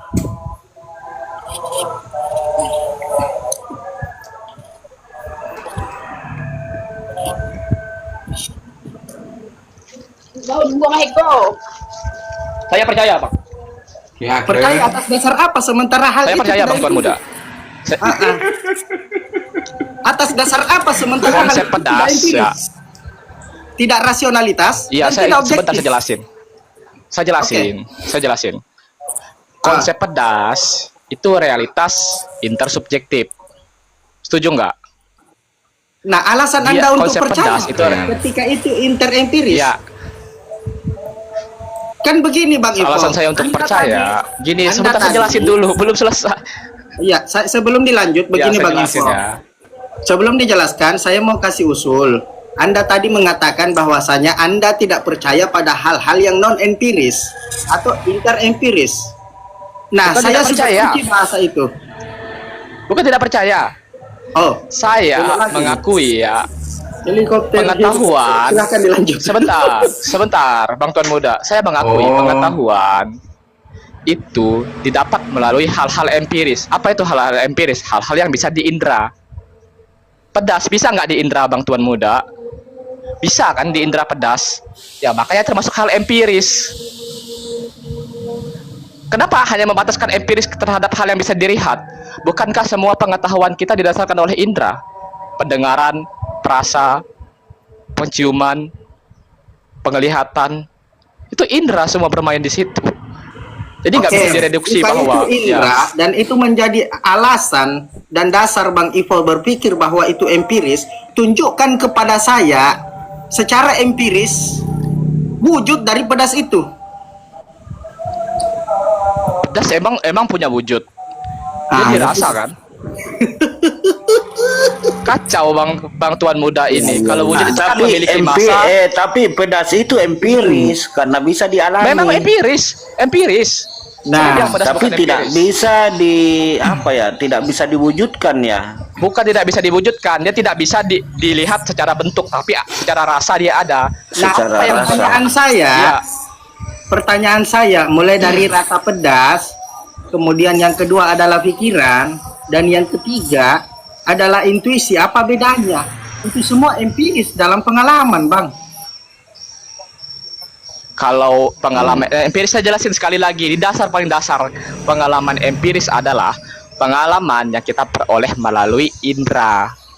Jadi rasa Oke. pedas, bentuk benda, Nah, indera warna apa yang benda, berfungsi suara itu untuk empiris. mengetahui pikiran? Indera apa yang berfungsi untuk mengetahui Pikiran ya, pikiran? pikiran. Hah? Oke. Konsep Gini, secara otonomi konsep tubuh, pikiran, indera pikiran apa itu kan yang konsep berfungsi? ya. Sebentar. Iya, oke, begini Bang Ipo. Ya. Saya bertanya, indera apa yang berfungsi dalam sistem otonomi tubuh untuk mengetahui pikiran? Saya jelasin ya. Apa sih itu pikiran gitu? Enggak, sebentar Bang Samudra. Apa itu pikiran? Pikiran itu punya banyak definisi, punya banyak sudut pandang kan. Para saintis berbeda melihat mendefinisikan pikiran dengan para teolog dan juga para filsuf berbeda. Jadi pikiran itu konsep dan konsep itu dapat dibuat atau diformulasi. Jadi yang ingin saya katakan adalah Gini, sabar. Coba konsep aku itu ya. mau Bagaimana TikTok 5 kita menit, boleh nggak? sebentar Bang Evlo, sebentar sedikit lagi sedikit. Bagaimana cara kita tahu mengenai konsep itu? Dengan cara mendengar dan melihat penjelasan tentang konsep itu. Paham nggak Bang Tuan Muda? Kita kan nggak tahu nih. Masa kita baru lahir nih tiba-tiba kita tahu Pertanyaan bahwa saya, pikiran itu oke. apa dan definisinya Anda apa? tidak Kan nggak seperti mengetahui. itu. Saya kunci ya Bang Ipo ya. Dari mana Anda mengetahui bahwasanya Anda tidak mengetahui? Itu ranah rasional. Iya, itu ranah ranah rasional. Maka dari itu saya meminta salah satu pembuktian secara rasionalitas. Dari mana Anda mengetahui bahwasanya Anda tidak mengetahui?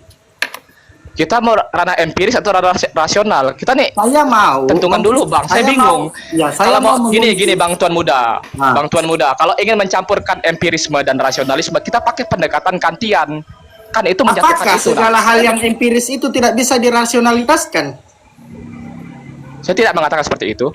Oke, itu menjadi jawaban mata. Nah, pertanyaan saya adalah, tadi Anda mengatakan bahwasanya Anda tidak percaya dengan yang namanya intuitif atau intuisi. Ya, Sepakat ya? Saya kunci. tidak Kalau percaya, memang tidak sepakat, percaya atas bukan berarti pernyataan tidak Anda ada. sendiri, Anda Berbeda. sepakat atau tidak? Berbeda. Ataukah Anda bertanggung jawab atau tidak atas pernyataan Anda sendiri? Tunggu dulu, Saya pengertiannya intuisi. Menurut Bang Ivo seperti apa Sebentar, intuisi itu? Gini, saya jelasin. Apakah intuisi itu ada? Ada.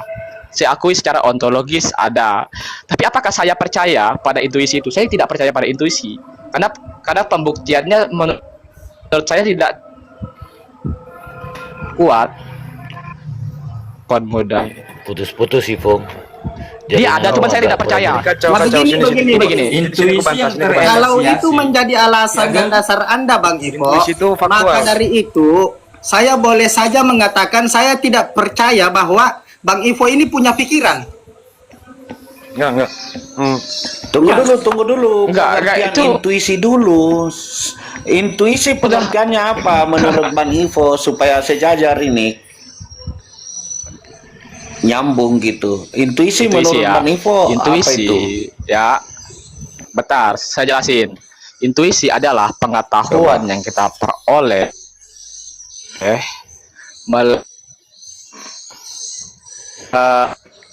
apa ya saya tepat ya teman-teman ya. Ivo jaringannya Melalui- agak kurang bagus, putus-putus kok. Coba geser dikit kok, jaringanmu agak putus-putus. Putus ya suaranya. teman-teman ya. Coba agak geser deh. Gini, udah aku jelasin aja intuisi itu apa. Coba kalau Neplos intuisi seperti apa? Intuisi itu faktual. Gini. Kalau intuisi pada manusia, aku mengambil dari pernyataan Malcolm Gladwell. Dia bilang Dean Switching. Apa tuh Dean Switching? Dean Switching itu fenomena di mana manusia itu mengambil keputusan lebih cepat daripada kemampuan mereka itu menyadarinya gitu. Jadi itu yang disebut dengan hal-hal yang sifatnya intuitif. Dean Switching. Jadi itu fenomena ya, fenomena. Jadi ada Setuju. Keputusan yang Fenomena di mana manusia didapat lebih cepat daripada kemampuan mereka menyadarinya. kemampuan menyadari. Oke, betul. Iya ya. Ya, nah begini. Kemampuan Ya, nah begini. Kita ini selalu terjebak ya, bahwa apakah memang kecerdasan itu eksis? Nah sejauh ini kita kan dalam taksonomi kingdom kita animalia ya, hewan ya. Oke. Berarti tidak ada yang menjadi pembeda antara kita dengan makhluk-makhluk yang lain selama masih berada dalam satu kingdom dan satu domain, melainkan daripada ukuran kecerdasan. Sejauh ini para saintis hanya menganggap bahwa kecerdasan itu melibatkan daripada aktivitas neuron. Berarti jumlah neuron hewan yang akan menentukan kecerdasannya, betul? Sepakat ya? Sepakat nggak? Ibu Neuron. sepakat nggak Ibu? Sepakat ya? Woi, Apa tadi itu? Neuron? Kenapa? Sepakat. oke. Nah, sama seperti begini. Pada saat ada eksperimen gagak, gini. Kalau di lautan itu makhluk yang paling cerdas itu paus orca. Kalau di ada lagi, walaupun ada gurita juga bisa disebut cerdas ya, karena dia punya 9 otak kan, cumi-cumi 3 gitu. Nah, Dolphin Bang Nevlos, dolphin. enggak. Paus orca bro, cek lagi bro, paus orca. Dolphin. Dolphin juga itu ada saya baca ya, nggak tahu lah benar atau enggak. Paling cerdas, coba lebih cerdas paus orca atau lumba-lumba? Coba nanti searching. Bisa jadi aku salah juga. Nah ternyata melibatkan aktivitas neuron, kan gitu ya. Melibatkan aktivitas neuron, gitu. Jumlah neuron yang menentukan kecerdasan makhluk hidup. Oke. Ternyata pada saat dibuat satu eksperimen, gagak itu dikasih dibuat satu simulasi di mana gagak itu dicoba untuk diamati bahwa apakah gagak itu memang punya kecerdasan atau tidak dengan cara menguji diletakkan sebuah makanan dalam satu tempat yang penuh dengan trap gitu, penuh dengan kerumitan gitu ya, gitu kan? Nah, diberikan fasilitas di situ, ada yang benda panjang, benda pendek, benda tajam, benda tumpul. Ternyata gagak secara presisi dia mengambil benda yang panjang dan tumpul, lalu dia gunakan benda itu untuk mengambil makanan dengan cara yang presisi pula, dapat makanannya. Ini menjadi tanda tanya. Sebentar dulu, ini apakah yang disebut dengan kecerdasan alami atau kecerdasan buatan? Kan begitu. Apakah ini kecerdasan alami? Kenapa? Kalau kecerdasan alami, dia seharusnya tidak akan bisa memfungsikan hal-hal atau mendatangkan inovasi baru terhadap hal-hal yang sifatnya eksternal, dunia luar gitu. Di luar daripada internalnya, di luar daripada apa yang ada pada dirinya. Ternyata dia juga bisa memanipulasi, dia juga bisa menginovasi hal-hal yang eksternal yang belum pernah dia temui sama sekali. Dia bisa mengaktifkan itu. Timbul lagi tanda tanya besar. Apakah jangan-jangan yang kita kenal sebagai hukum alam itu tidak benar-benar ada gitu? Bahwa memang kecerdasan itu bukan bagian dari hukum alam, kan gitu kan? Tetapi itu adalah fenomena yang harus diakui, gitu kan? Bahwa itu memang terletak pada aktivitas neuron. Disimpan jawaban itu. Ditabrak lagi, ada satu fenomena yang lebih janggal. Ada namanya salah satu jenis burung di Afrika Selatan, itu nama burungnya adalah sociable weaver. Jadi burung penenun. Burung penenun itu adalah burung yang paling jenius dalam membangun sarang. Dia bisa membangun sarang dengan 2 lubang. Satu untuk jebakan predator, satu lagi untuk menyimpan telur. Nah, pada saat burung ini bertelur, telurnya itu diambil ke tempat lain, dibawa ke tempat yang memang jauh daripada koloninya, dan dia nggak ketemu dengan koloninya. Ternyata burung itu membangun sarang yang sama persis bentuknya. Dari mana dia bisa belajar? Dan kenapa bentuknya sangat presisi?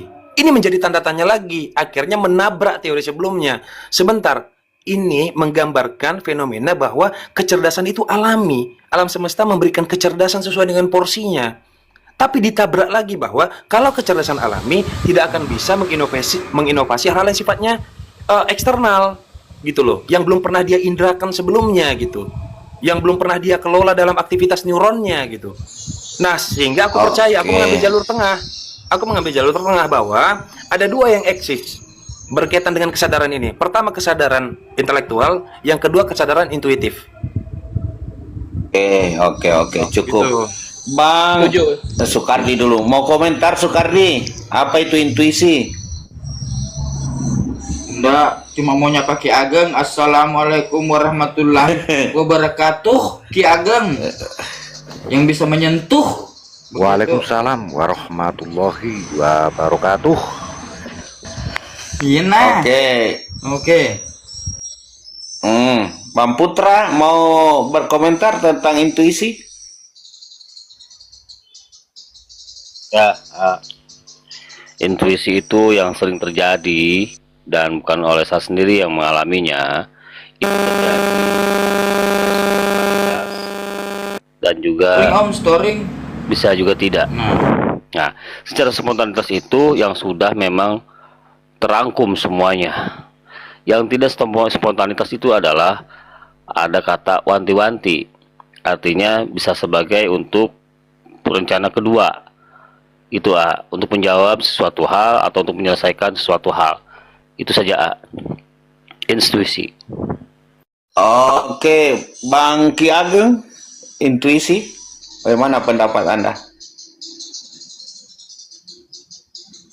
Intuisi itu adalah kesadaran, Pak. Kesadaran yang terjadi secara alami, Pak. Atau kecerdasan juga bisa, namun semua itu terjadi secara alami, Pak. Iya, iya, iya. Kalau saya mungkin saya bilang bahwa intuisi adalah ilham. Bang MM, gimana Bang MM? Intuisi itu seperti apa? Ya gini, jadi gini, aku ngutip pendapatnya Daniel Kahneman aja, pemenang Nobel terakhir paling mutakhir.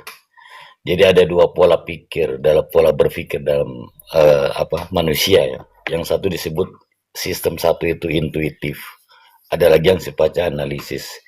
Nah, intuitif ini bekerja secara otomatis, sangat cepat ya, tanpa proses sadar ya. Mata berkedip secara tiba-tiba ketika ada abu mau masuk atau apa. Nah, itu biasanya dipicu oleh emosi ya, situasi rasa atau pengalaman masa lalu yang berulang-ulang. Itu intuitif ya. Satu lagi sifatnya analisis. Nah, analisis itu kerjanya lebih lambat ya. Lalu lebih mengandalkan pikiran, butuh konsentrasi tinggi, lalu sifatnya deliberatif itu.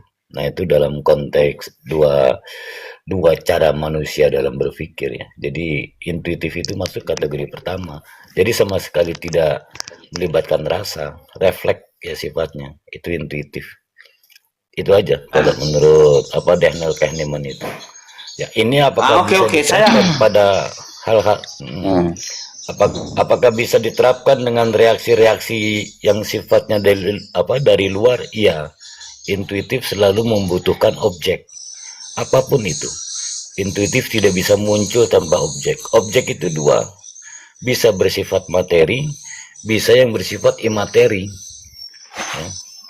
Nah, karena sifatnya refleks tanpa sadar dan kadang orang menyangka bahwa ini adalah sebuah proses kebatinan atau apapun itu bentuknya, tapi sebenarnya bisa dijelaskan secara teori ilmiah. Itu berarti objek bukan dua objek, Prof ya, tetapi ditentukan oleh dua kebenaran, yaitu kebenaran objektif dan kebenaran subjektif. Ya, yang Tuan Muda bilang tadi sebenarnya dan berusaha Ivo terangkan itu beda antara nyata, fakta, realita. Sebenarnya konsepnya seperti itu. Objektivitas itu lebih kepada fakta, sementara nyata itu lebih subjektif. Kayak pengalaman Tuan Muda misalnya melakukan kegiatan apa sehingga mendapati sebuah peristiwa intuitif tertentu gitu. Rasanya bisa merasakan frekuensi dan sebagainya. Itu hanya bisa dirasakan oleh si pelaku, tapi tidak bisa dibuktikan secara objektif, secara umum. Itu namanya nyata. Fakta beda lagi objektif. Nah, tadi sebenarnya ruang-ruangnya di situ. Nah, Ivo ini pinter, dia itu sebenarnya bisa memilah bahwa empiris itu lebih bersandar kepada indrawi. Indrawi 3. Ya, dia objeknya yang bisa dilihat, dia pakai sarana mata. Ya, objek yang bersifat bau tidak terlihat, dia pakai hidung tuh. Ya, termasuk telinga untuk objek yang sifatnya suara. Apakah suara bisa dilihat? Tidak. Izin Prof ya. Saya mencoba menabrakkan dua sisi pengetahuan dari satu tokoh yang sama yang dikutip oleh Bang Ivo dari Aristoteles terhadap pengetahuannya. Sementara di sisi lain Bang Ivo tidak percaya dengan adanya intuisi, tetapi di sisi lain daripada Bang Ivo mengutip Aristoteles, Aristoteles sendiri menyebutkan kebenaran intuisi itu sebagai nous, alias kemampuan akal untuk menangkap prinsip-prinsip pertama tanpa pembuktian. Bahkan Aristoteles menyebutkan bahwasanya intuisi itu adalah dasar seluruh pengetahuan rasional. Tanpa intuisi maka tidak ada pengetahuan. Ya itulah makanya. Setuju. Betul. Gini sebenarnya Bang Tuan Muda, saya sedikit menambahkan ya. Saya bukan gini. Saya bukan nggak percaya adanya intuisi, saya percaya. Cuman intuisi itu apakah dapat dipercaya sepenuhnya gitu. Intuisi itu ada, saya akui. Cuman apakah kebenaran intuisi itu adalah kebenaran yang hakiki gitu. Saya juga ngebawa bukunya Daniel Kahneman yang Bang MM bawa, Think Fast and Slow itu nama judulnya ya. Di dalam buku itu udah dijelaskan sama Bang MM gitu bahwa ada sistem 1 dan sistem 2. Sistem 1 lebih mengandalkan intuisi, sedangkan sistem 2 lebih mengandalkan analisis. Sistem 2, cuman permasalahannya sistem 2 ini malas gitu. Dijelaskan dalam bukunya sistem 2 ini menghabiskan banyak energi. Dan kita tidak suka gitu dengan hal yang menghabiskan banyak energi. Jadi kesimpulannya, saya percaya sistem 1 ada, tapi tidak percaya bahwa sistem 1 itu sudah pasti benar. Butuh sistem 2 untuk mengoreksinya. Itu aja sih dari saya, Bang Tuan Muda. Ini saya ada cerita ini, ada cerita aktual. Tunggu. Saya ada cerita. Tunggu dulu. Ini masalah. Ini saya mau tanyakan, apakah itu intuitif atau apa? Tadi malam saya meeting di rumahnya mitra saya.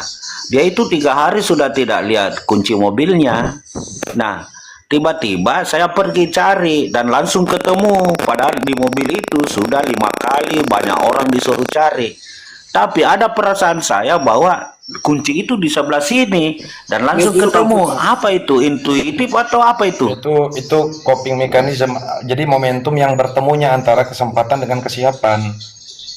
Jadi itu kan masuk dalam probability kan. Nah, kalau kejadian itu bisa berulang-ulang dan Bang Putra Pajajaran dimut dulu. kalau kejadian itu berulang-ulang dan presisi, tidak akan pernah meleset, tidak akan ada margin error. Maka itu disebut dengan intuisi. Bahkan bukan intuisi. Bahkan itu disebut dengan hal-hal yang sifatnya klinik gitu. Supranatural itu. Ajaib. Nggak akan bisa dijelaskan itu. Kalau intuisi masih bisa.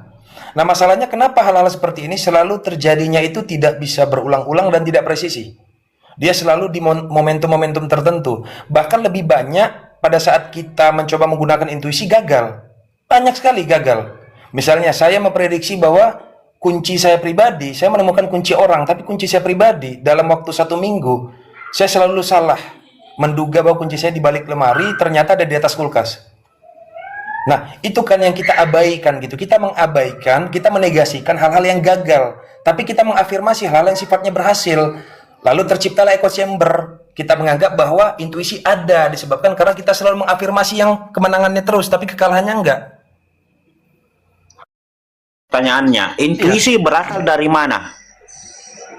Itu momentum. Intuisi itu momentum sebenarnya. Momentum. Jadi ketemunya Momentum, kesempatan artinya dengan kebetulan. kesiapan. Kebetulan. Iya, dia bisa masuk dalam probability, kemungkinan dia. Jadi makanya disebutnya momentum gitu. Bertemunya kesiapan dengan bertemunya kemampuan dengan kesiapan. Tuan, Itu yang disebut dengan intuisi. Tuan, apakah bertemunya momentum dengan kesiapan itu ditentukan oleh gelombang frekuensi seseorang atau situasi di mana ia Gini, ini mau jujur gitu. Mau diskusi yang jujur. Sandro, Tuan muda itu Sandro dukung. Sandro diam, layar ripunal Sandro ilal Sandro. Dukung. Ya. Jadi ilmuwan nih kadang aku tuh aneh ya, ilmuwan nih bayangkan ya. Sempat ada terbit satu paper yang mengatakan bahwa gurita memang faktanya dipercaya bukan dari bumi, guys. Dia alien. Iya, ada papernya, jangan kira nggak ada. Ada, jurnalnya tuh ada gitu. Karena dia punya 33.000 genom yang mengalahkan manusia gitu. Dan kecerdasannya nggak masuk akal, gurita itu. Seperti alam itu nggak mungkin Contohnya menciptakan satu mana mekanisme. cerdas manusia? Masa sih lebih cerdas dari manusia? Apa contoh kecerdasan gurita itu? Gini, ada keanehan, jadi ada anomali bahwa kenapa alam semesta bisa menciptakan error sehingga melahirkan gurita gitu. Makhluk kecil yang punya 9 otak dan punya 33.000 genom. Itu belum pada reseptornya lagi. Jadi dianggap sebenarnya gurita ini tahu pada saat dia berhadapan sama manusia, dia pura-pura bodoh. Pada saat dia, bahkan dia sadar dia sedang diawasi. Sehingga dia hanya menunjukkan perilaku-perilaku. Makanya kan sempat kejadian kan Gurita disuruh pilih skor bola kan. Siapa yang menang tuh negaranya? Apa nama guritanya itu ya? Iya. Pernah tahu nggak sih? Ada dulu. Itu Ya, saya melihat begitu cara kerja otak Soekardi itu. Begitu pura-pura tidak tahu, tidak diperhatikan padahal dia sadar itu. Begitu. Bang Samudra. Bang Samudra. Izin. Oh, silakan. Oh iyo. Sorry, saya tutup mata tadi ini. Silakan.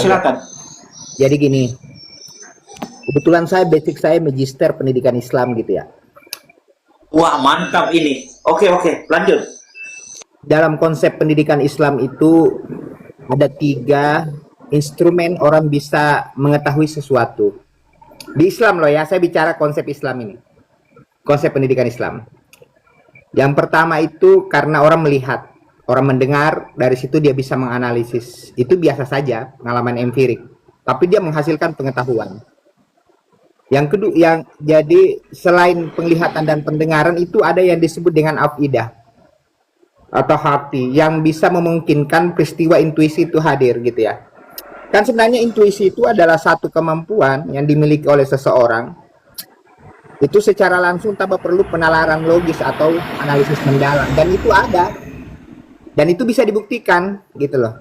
Nah, orang yang seperti itu adalah orang yang mengasah tadi afidahnya gitu. Ini dalam konsep pendidikan Islam loh ya. Nah, karena di Islam itu dikenal ilmu itu atau pengetahuan itu cahaya gitu.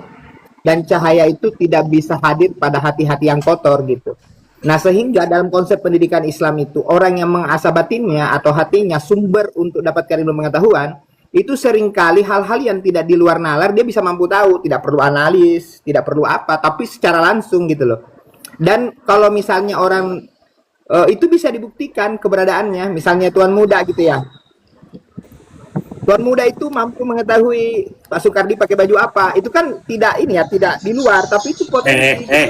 Om Samudra itu betul itu. Memang betul, tidak salah. Tidak salah lagi. Memang tidak salah. Memang betul pernah itu. ditebak Om, betul. Gini.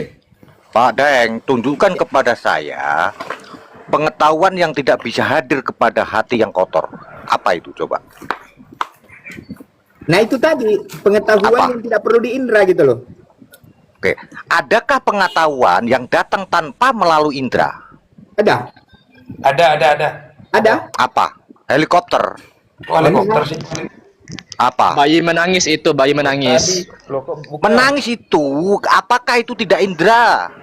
Bukan. Tahu dari mana? Apa? Bayi itu Pengetahuan cara yang menangis. tidak melalui Tahu indera, dari coba. mana? Contoh kayak gini Oke. nih. Tahu dari Seluruh mana? tubuh bayi dari ujung rambut sampai ujung kaki, semua itu adalah indera. Ya, burung penenun. Aduh. Loh. Kok ketawa? Nih kayak gini nih. Ya Kak. Kok ketawa? Apakah burung penenun tidak mempunyai indera? Bukan, harus menjawab kenapa dia bisa membangun sarang seperti itu. Iya. Apa nggak Karena paham dia Bangking? mempunyai indera. Sebentar Bangking Anggeng. Iya. Kedengaran? Kedengaran. Oke, contoh nih. Ini ilmu ya pengetahuan ya, misalnya secara empirik misalnya gini. Suatu saat saya berkunjung ke rumahnya Ki Ageng tuh. Suatu saat Ya. saya tahu Ki Ageng itu pakai baju putih karena indera saya melihat tuh. Warna yang dipakai baju adalah baju putih gitu. Iya. Itu karena proses indrawi itu terjadi. Ada kontak fisik empiris antara saya dan Ki Ageng gitu loh. Lahirlah akal ini kemudian mengkonsumsi satu konsep yang sudah umum bahwa Ki Ageng itu pakai baju putih. Iya. Karena ada proses indrawi, ada proses empiris yang terjadi antara saya dan Ki Ageng gitu loh. Oke. Jelas kan? Ya. Suatu saat saya tidak bertamu ke rumah Ki Ageng gitu. Tapi saya mampu mengetahui bahwa Ki Ageng itu pakai baju putih, pakai baju merah, pakai baju hitam dan lain sebagainya. Itu kan tidak Iya. empiris gitu loh. Oke. Sekarang pertanyaan saya. Alat Anda untuk mengetahui tentang itu, kalau tidak melalui indera Anda, melalui apa? Nah, itu tadi instrumen yang ketiga. Apa? Itulah yang kalau dalam konsep pendidikan Islam, ini saya bicara konsep pendidikan Islam loh. Ya.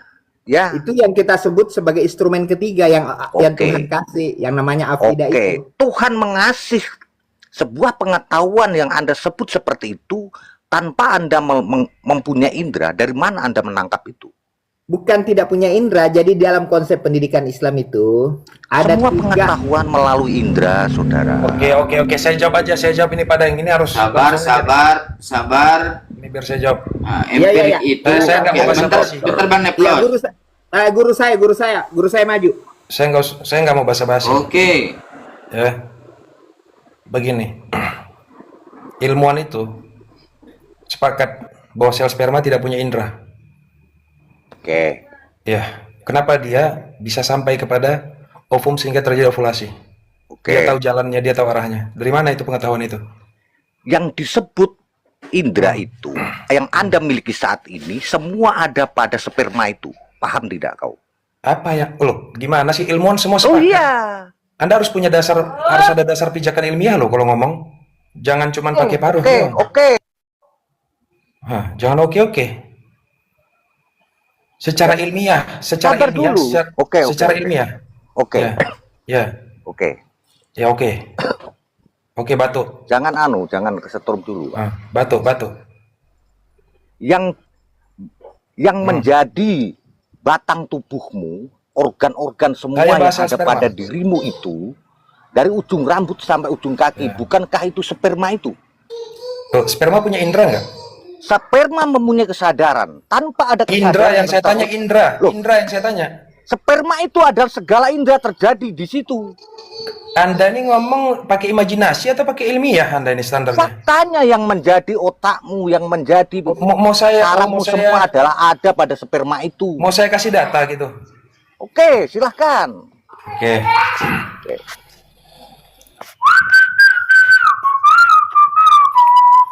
Saya siul-siul dulu ya, biar Anda batuk-batuk. Nih, Yang menjadi otakmu, yang menjadi Jangan tulangmu, batuk, jangan yang batuk ya. menjadi Jangan kulitmu, batuk yang ya. menjadi darahmu, Ya, yang ya, menjadi ya. rambutmu semua dari yang ujung menjadi kaki sampai rambutmu ujung syair. rambut Saya itu nggak mau adalah ngomong pakai sperma. syair saya. Itu faktanya. Coba baca dengan lantang, coba baca dengan lantang itu. Oke, silakan Anda baca sendiri. Sel Tanpa dari sperma pada sperma, dasarnya bisakah tidak Anda terjadi memiliki di situ? indera. Oke. Itu udah saya garis bawahi lagi tuh, tidak memiliki indera. Oke. Lalu Ya. indera yang ada pada dirimu kalau bukan dari sperma dari apa? Udah sekarang jawab, sel sperma itu kan nggak punya indera ya. Terus Semua kenapa dia yang punya ada pada dirimu itu ada pada sperma.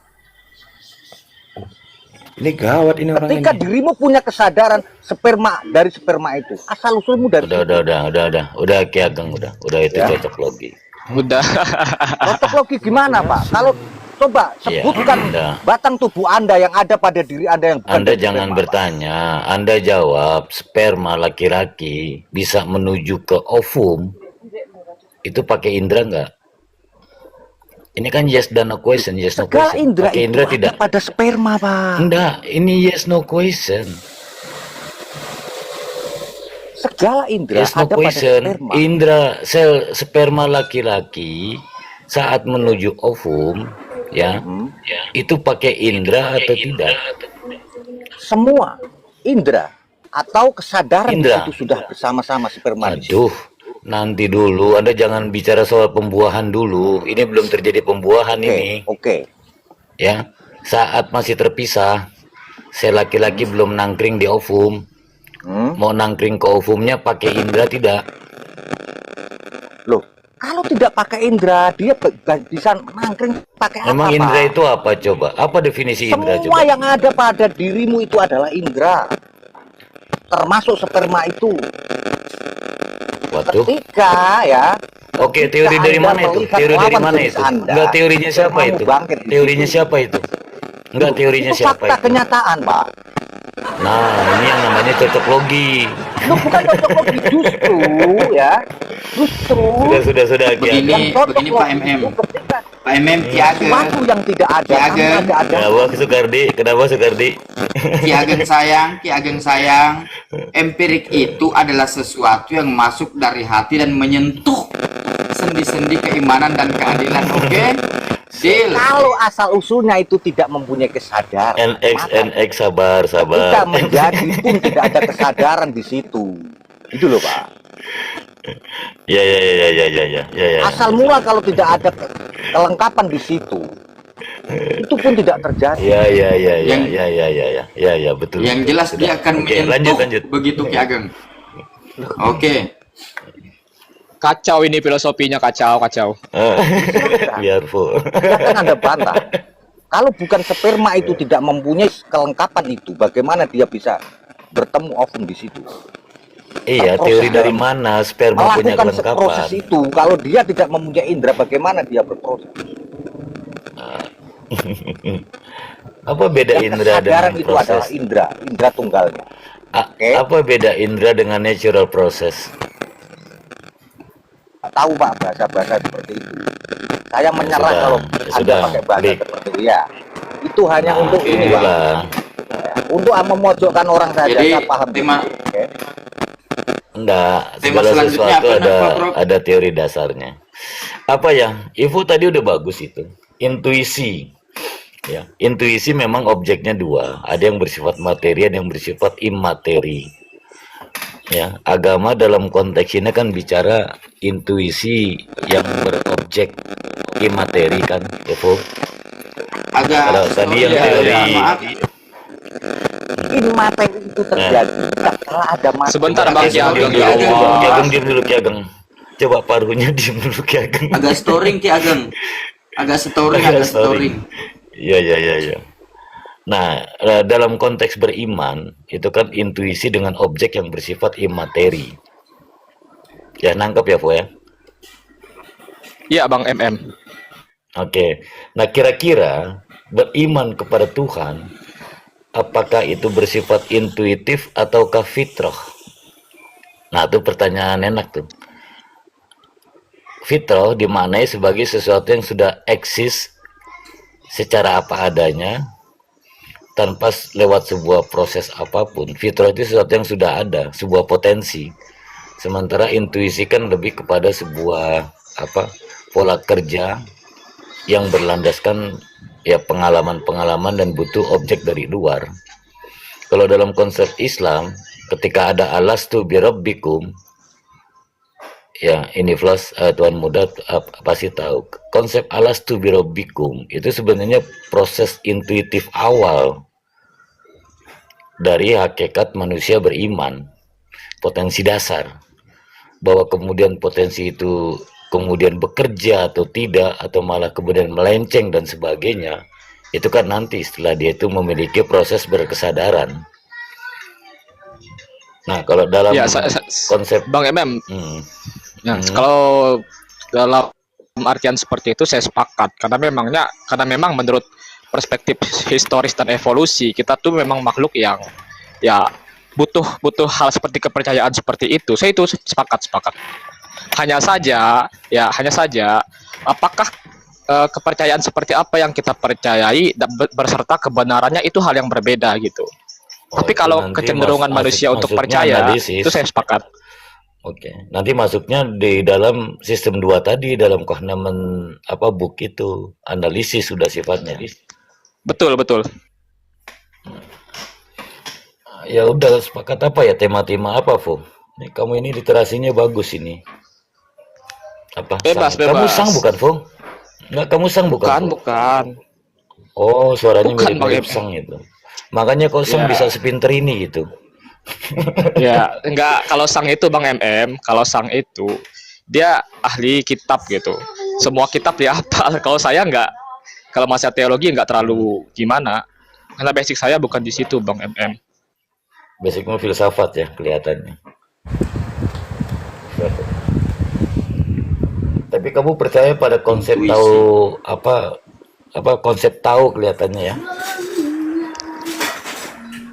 Kalau saya Bang MM agnostik kebetulan karena saya enggak mengambil mengambil tempat berpijak bahwa atau kesimpulan bahwa entitas seperti Tuhan itu tidak kita ketahui ada maupun tiada. Karena apa? Karena keterbatasan kita. Saya percaya Tuhan yang apofatik Bang MM.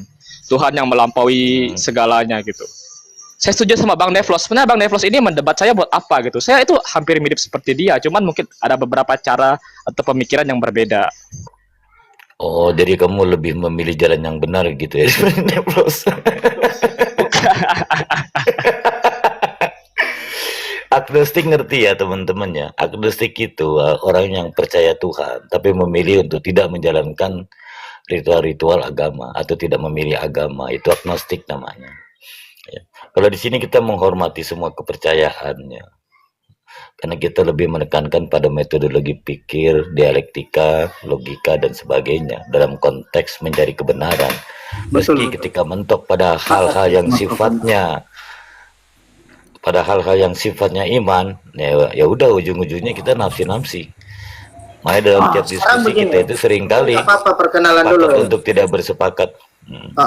untuk sepakat untuk Ya, tidak lanjut. bersepakat, izin Prof ya. Ini menanggapi dulu, walaupun kita berbeda keyakinan sebagaimana Ki Ageng ya, sebagai pendiri kejawen ortodoks,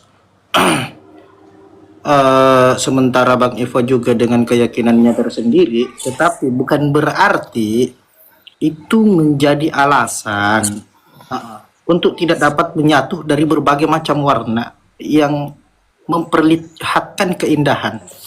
Nah, Betul, betul. nah sekarang begini, itu kan ada teori di dalam para filsuf juga, hal-hal yang tidak bisa diindra yang biasa disebut a priori knowledge. Gini, itu kan ada pengetahuan a priori dan a posteriori. A priori pengetahuan yang diperoleh tanpa melalui pengalaman. Kalau a posteriori melalui pengalaman, itu Bang Tuan Muda. Oke, benar.